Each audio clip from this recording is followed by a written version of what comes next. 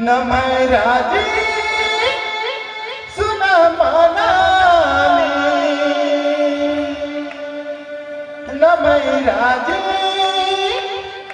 उका मनाली।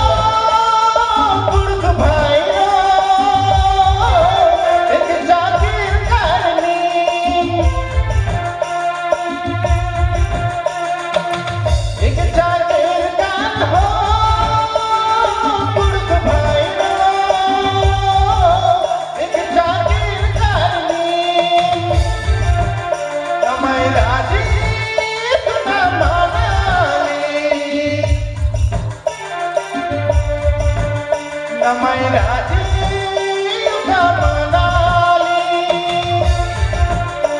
मैं राजी उका मनाली, मैं राजी उका मनाली।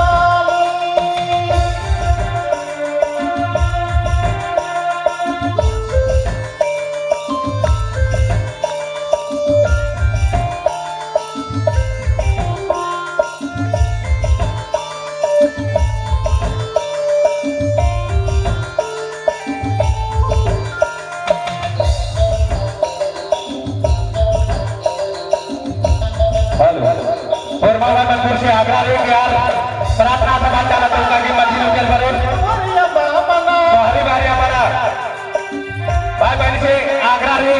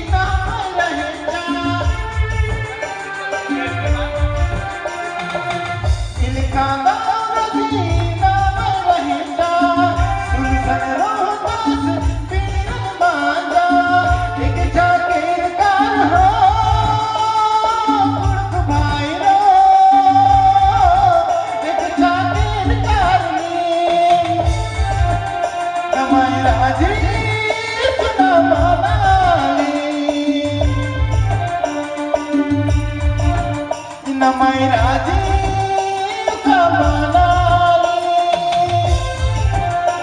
मैं राजी उका मनाली, मैं राजी